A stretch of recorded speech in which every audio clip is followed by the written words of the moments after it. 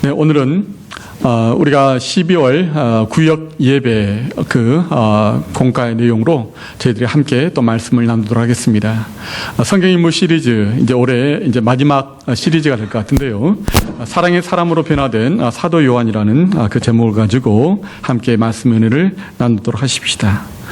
여러분, 신앙생활을 한다는 것은 무엇을 의미하는 것일까요?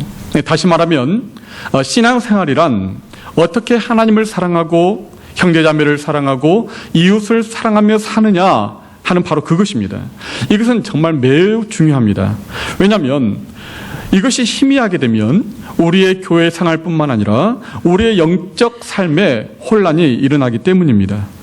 여러분, 왜 우리가 사랑하는 이 세상에 사랑에 실패하는 일이 많을까요? 사랑을 가장 많이 이야기하는 교회 안에서도, 또 심지어 한 핏줄을 나눈 가족 안에서도 이 사랑에 실패하는 그런 일들이 생깁니다.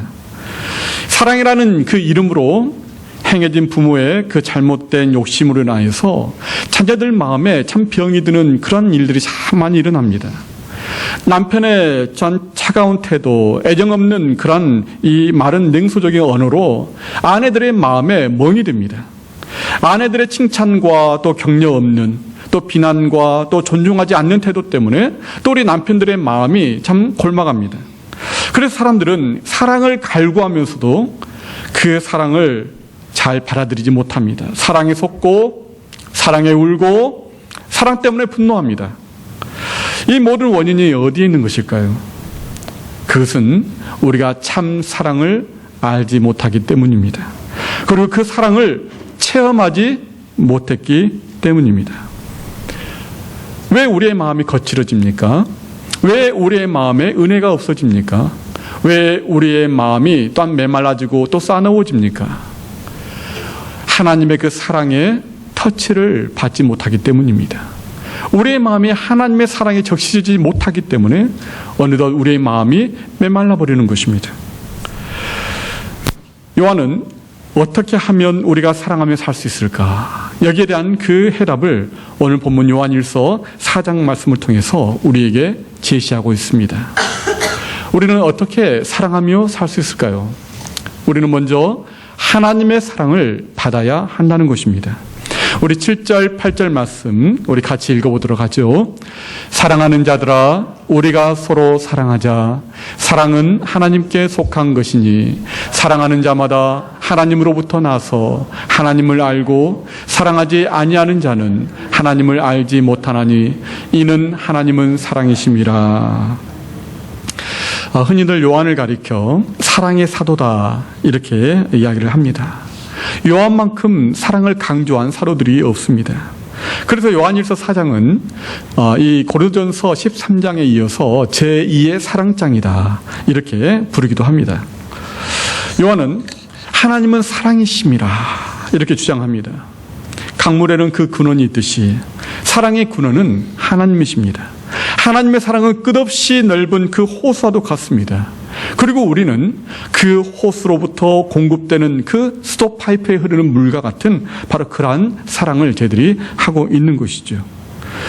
우리 주님께서 내가 너희를 사랑한 것 같이 너희도 서로 사랑하라 이렇게 말씀하신 것은 우리가 그 주님의 사랑의 원천으로부터 그 사랑을 공급받아 그 사랑의 물을 함께 떠서 나눠 마시라는 그러한 말과 같은 말입니다.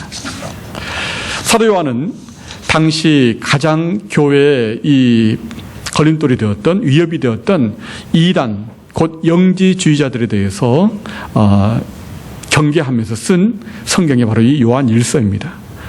이 영지주의자들은 자기들만이 하나님에 대한 신비한 지식을 가지고 있다고 그렇게 생각했습니다. 또 자기들만이 영적인 영안이 밝아서 하나님을 본다고 그렇게 주장했습니다. 여러분, 많은 이단들의 공통점이 바로 이런 것 아닙니까? 우리만이 이 성경을 풀 수 있는 신비한 비밀을 가지고 있다. 또 우리만이 하나님을 볼 수 있다.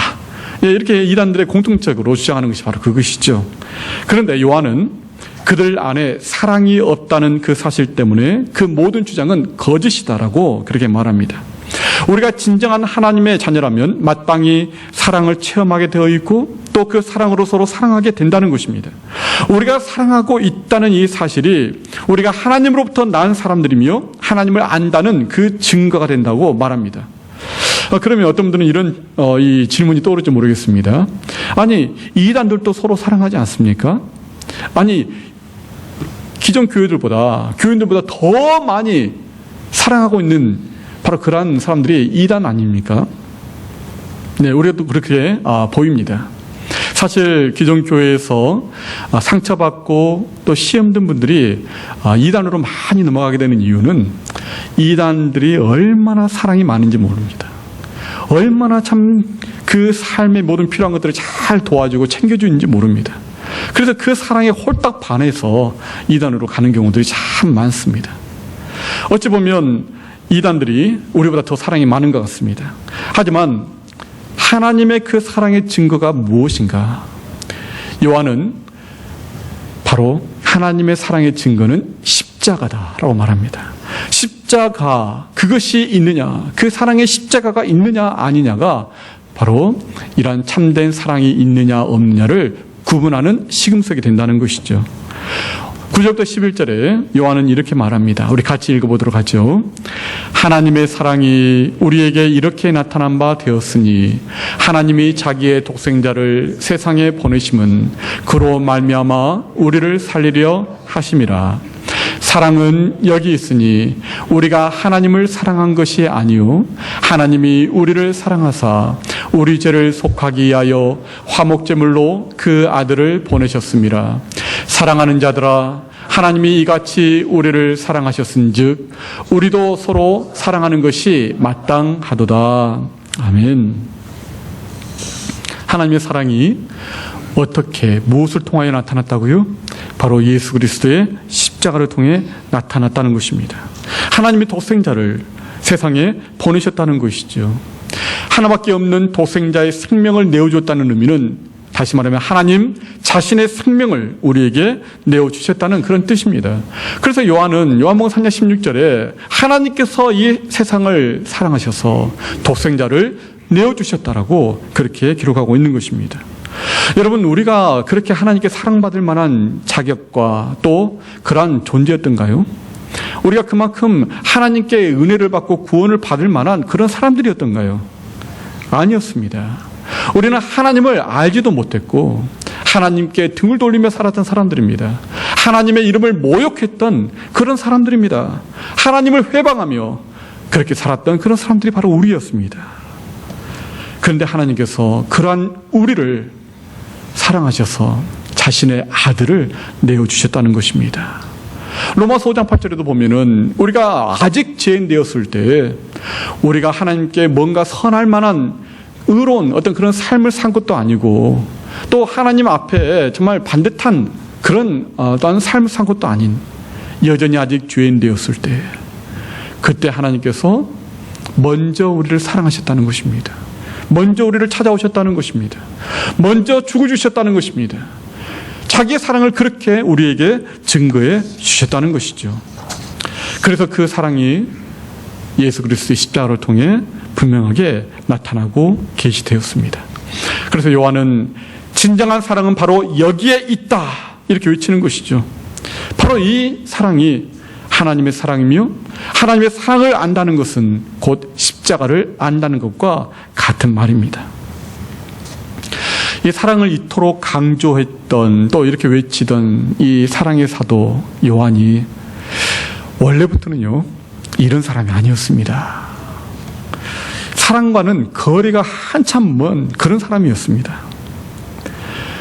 예수님께서 이 요한이 예수님의 제자일 때 요한에게 붙여주신 별명이 있었습니다.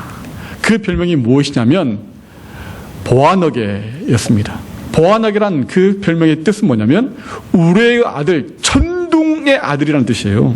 다시 말하면 요한은 한마디로 그냥 가는 곳마다 평지풍파를 일으키는 그런 사람이었다는 것입니다. 제자들 사이에 평지풍파를 일으켰어요. 요한이 가는 곳마다 이 트러블 메이커 역할을 했던 것입니다. 요한은 형제인 야고보와 함께 어머니의 살로메를 앞세워 다른 제자들보다 더 높은 보좌에 앉게 해달라고 예수님께 부탁을 했습니다. 이로 인해 다른 제자들이 모두 분노해서 큰 싸움이 일어났습니다. 얼마나 큰 싸움이 일어났는지 이 싸움 때문에 예수님이 친히 허리를 굽혀서 제자들의 발을 씻기시며 사랑하는 것이 어떤 것인가를 가르쳐 주셔야만 했습니다. 사랑하며 살아가는 것이 더 높은 보좌에 올라가 다스리는 것보다 더 위대하다는 것을 예수님은 친히 자신의 몸으로 보여주셔야만 했다는 것입니다. 여러분, 우리가 서로 싸우는 것은요, 사실 다른 사람과 싸우는 것이 아닙니다. 그것은 나 자신과 싸우는 것이고 내 안에 계시는 성령님과 맞서 싸우는 것입니다.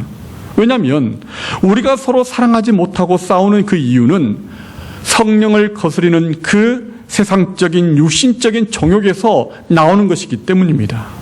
그래서 야고보서 4장 1절에 이렇게 말씀합니다. 우리 같이 읽어볼까요? 너희 중에 싸움이 어디로부터 다툼이 어디로부터 나느냐? 너희 지체 중에서 싸우는 정욕으로부터 나는 것이 아니냐? 여러분, 그렇기 때문에 내가 사람들과 싸우는 것은요, 사실은 내 안에 계신 성령님과 맞서 싸우는 것과 똑같은 것입니다. 하나님과 더불어 싸우고 있는 것입니다. 한 번은 또 예수님께서 제자들과 함께 예루살렘으로 가시면서 사마리아 이 마을을 거쳐가셨습니다. 그리고 날이 저물어서 사마리아 땅에서 묵어야 되겠다, 그렇게 예수님이 말씀하셨습니다. 그런데 이 사마리아 사람들이 예수님과 그 제자들을 거부합니다. 당신들은 유대인들인데 우리 땅에 왜 들어오셨습니까? 당신들은 우리를 개처럼 그렇게 여기는데 당신들이 우리 땅에서 이렇게 지나가는 것 우리는 원치 않습니다. 떠나십시오. 이렇게 배척을 했습니다. 그때 이 요한이 가만히 있었겠습니까? 이 보아너게 우레의 아들 같은 요한이 역시 앞에 나섭니다. 예수님, 하늘에서 불을 내려가지고 이 사마리아 사람들 전부 다 불로 진멸해 버리십시다. 예수님이 요한을 꾸짖습니다. 예수님은 구원받지 못한 잃어버린 사마리아 사람들까지 사랑하시는데 요한은 예수님의 마음과는 너무나 거리가 먼 그런 사람이었다는 것입니다. 여러분, 부모의 심정이 그런 것 아니겠어요? 이 부모는 모든 자녀들을 다 사랑하고 또 잘 되기를 원합니다.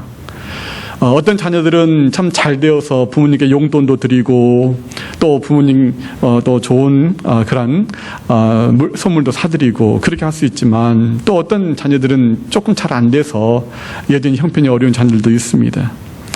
하지만 이 부모님의 그 마음은 그 자녀들을 다 사랑하는 것이죠. 그리고 그 자녀들이 서로 사랑하고 의족해 사는 것을 우리 부모님들은 다 원하는 것 아니겠습니까? 우리 하나님, 우리 주님의 마음도 역시 마찬가지라는 것이죠. 정말 부모에게 말 잘 듣고 잘된 그런 자녀들도 사랑하시지만, 하지만 또한 여전히 힘들고 또 어렵게 사는, 또 부모의 마음을 모르는 그런 철없는 자식도 역시 자식이기에 마음의 아픔을 가지고 사랑하는 것, 이게 부모의 마음이죠. 이러한 요한이 예수님의 사랑을 경험했습니다. 예수님은 요한을 특별히 더 가까이 두시면서 사랑을 부어주셨습니다. 예수님이 요한을 편애하셨을까? 그건 아닙니다. 예수님은 모든 제자들을 다 사랑하셨어요. 그럼에도 불구하고 요한을 더 특별히 가까이 두신 이유는, 정말 이 요한 이 녀석 내가 좀 사람 좀 만들어 봐야 되겠는데 내가 좀 가까이 끼고 좀 가르쳐야 되겠다. 그래서 이 요한을 가까이 끼고 두셨다는 거죠. 그래서 예수님께서요, 특별한 경우에는요, 3명의 제자들과만 가실 때가 참 많았습니다.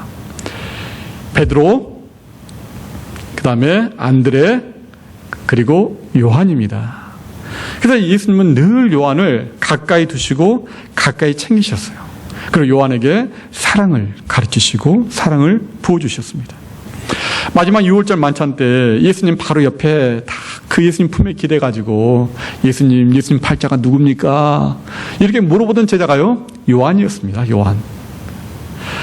이 요한복음에 보면은요, 자신의 그 이름을 적지 않고요. 거기에 어떻게 적냐면 예수의 사랑하시는 제자 이렇게 적습니다. 무려 10번 이상 요한은 자기에 대해서 예수님이 사랑하시는 제자,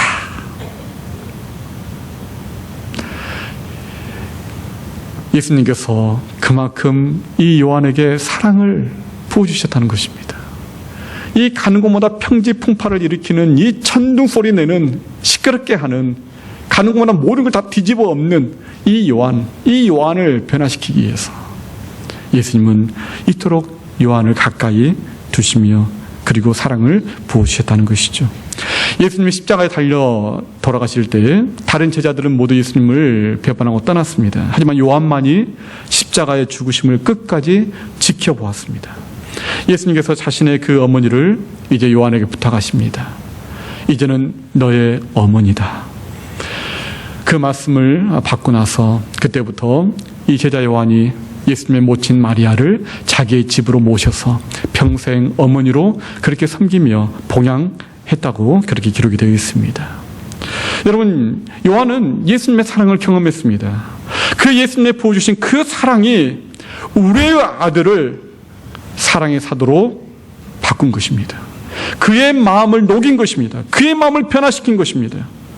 그리고 그 예수님의 마음을 가지고 사람들을 사랑하며 사랑하는 사랑의 사람, 또 사랑의 사도가 될 수 있었다는 것입니다. 우리는 먼저 하나님께 사랑을 받아야 합니다. 우리 주님께 사랑을 받아야 합니다. 주님께서 우리를 사랑하시지 않는 것이 아니라 우리가 그 주님의 사랑에 대해 우리의 마음을 닫고 있는 것이죠. 우리 주님께서 우리를 터치하고 계시지만 그 사랑의 손길을 우리가 계속 거절하며 사는 것, 바로 이것이 우리가 주님의 사랑을 누리지 못하고 사는 이유인 것입니다. 우리가 하나님의 사랑을 받으면 서로 사랑하게 되는 것은 지극히 당연한 일입니다. 왜냐하면 그 사랑이 우리의 마음을 바꾸기 때문입니다. 만약 그렇지 않다면 something wrong, 뭔가 잘못된 것입니다. 뭔가 내 안에 문제가 있는 것입니다. 뭔가 우리 교회 안에 문제가 있는 것입니다. 뭔가 우리 가정에 문제가 있는 것입니다. 사랑의 사람으로 변화된 요한은 이전에는 서로 경쟁하고 싸우던 그 제자들과 이제는 함께 사랑하고 함께 일할 수 있는 동역자가 됩니다. 불같은 성격인 이 요한, 그리고 성격 급하고 다혈질인 베드로, 여러분 이 요한과 베드로의 조합이 여러분 상상이 되십니까? 아마 이 요한과 베드로를 같이 붙여놓으면요, 이 고양이 2마리 꼬리를 묶는 거 아마 똑같은 일이 벌어질 것 같아요. 예. 그런데요, 이 사도행전에 보면은 베드로와 요한이 아주 단짝 동역자가 됩니다. 많은 사역들을 이 베드로와 요한이 함께 합니다. 여러분, 그것을 우리가 주목해야 될 그런 부분이죠. 그들은 서로 달랐지만, 성격도 달랐지만 예수님을 사랑했고 서로를 사랑했고 또 구원받지 못한 영혼들을 사랑했습니다. 그 사랑이 그들을 하나로 묶어준 것이죠. 요한과 베드로가 성전에 기도하러 올라가다가 성전 미문에 앉은 안진뱅이를 만나게 됩니다. 그리고 그 안진뱅이를 고쳐줍니다. 이 일 때문에 이 베드로와 요한은 감옥에 갇히게 되고 그리고 공회에서 재판을 나란히 받게 됩니다. 그리고 그 자리에서 베드로와 요한은 예수 그리스도의 부활을 함께 증거했습니다. 이런 변화들이 요한의 마음속에 일어나게 된 것이죠. 또한 빌립 집사가 사마리아 성에 가서 전도를 하고 그것 때문에 예수를 믿고 세례받은 사람들이 나오게 되었습니다. 예루살렘 교회가 그 소식을 듣고 교회에서 2명을 그 사마리아 성에 파송합니다. 그 2명이 누구였겠습니까? 역시 베드로와 요한이었습니다. 베드로와 요한이 나란히 함께 그 사마리아 성에 가서 이제 예수를 믿고 거듭난 사람들, 그들을 위하여 기도하자 그들에게 성령이 임하는 역사가 일어났습니다. 여러분, 과거의 요한은 이 사마리아 사람들에게 어떻게 대했던 사람입니까? 하늘에 불을 내려가지고 그냥 싹 다 그냥 없애버리고 싶은 그런 사람들이었습니다. 것이 바로 이 사마리아 사람들이었는데, 요한이 그 사마리아 사람들에게 가서 축복하고 기도하고 성령의 불, 사랑의 불을 전해준 사랑의 사람이 되었다는 것입니다. 사랑이 사람을 바꿉니다. 우리 주님의 사랑이 우레의 아들 요한을 사랑의 사람 요한으로 바꾸어 놓았습니다. 요한은 예수님의 사랑을 경험했고 그 사랑이 요한을 사랑의 사도로 변화시켰습니다. 그래서 요한은 오늘 본문 11절에 이렇게 말하죠. 하나님이 이같이 우리를 사랑하셨은즉 우리도 서로 사랑하는 것이 마땅하도다. 그렇게 말씀하고 있는 것입니다. 그러게 이제는 하나님의 사랑을 우리가 받은 자로서 사랑하며 사는 것이 마땅합니다. 신앙생활을 한다는 것은 바로 이것입니다. 신앙생활을 한다는 것, 예배를 드리고 교회에 봉사하고 또 이 구제 일을 하고 이 모든 것들은요, 외면적으로 드러나는 것들입니다. 하지만 그 모든 것의 그 내면적인 우리의 신앙의 내용은 하나님을 사랑하고 그 사랑을 누리고 그 사랑으로 형제 자매를 사랑하고 또한 이웃과 잃어버린 영혼들까지 사랑하는 삶을 사는 것, 바로 그것이 신앙생활이라는 것입니다. 서로 사랑할 때 하나님이 우리 안에 거하신다는 것이 증명이 되고 또 성령님이 우리 안에 계신다는 것이 또한 증명이 되는 것이죠. 우리는 주님 앞에 설 때 부끄러울 것이 없도록 우리는 그렇게 서야 될 줄 믿습니다. 그러기 위해서는 우리 안에 이 사랑의 흔적을 가지고 가야 한다는 것이죠. 그래서 요한은 17절 18절에 이렇게 말씀하고 있습니다. 우리 함께 읽어보죠. 이로써 사랑이 우리에게 온전히 이루어진 것은 우리로 심판날에 담대함을 가지게 하려 함이니 주께서 그러하심과 같이 우리도 이 세상에서 그러하니라. 사랑 안에 두려움이 없고 온전한 사랑이 두려움을 내쫓나니 두려움에는 형벌이 있음이라. 두려워하는 자는 사랑 안에서 온전히 이루지 못하였느니라. 아멘. 우리가 하나님의 사랑을 받게 되고 또 그 사랑을 가지고 살아가게 되면 우리는 주님 다시 뵐 때 또 주님의 그 심판대 앞에서 두렵지 않을 것입니다. 그리고 그 사랑의 흔적을 주님 앞에 내어드리게 될 것입니다. 주님께서 저를 사랑하셔서 그 십자가에 그 사랑의 흔적을 가지신 것처럼 저도 제 몸에 이 사랑의 흔적을 가지고 왔습니다. 그렇게 주님 앞에 두려움 없이 당당하게 기쁨으로 우리는 서게 될 것입니다. 오늘 보면 20절 21절에 보면은 요한은 이렇게 마무리를 짓습니다. 우리 함께 읽어보도록 하죠.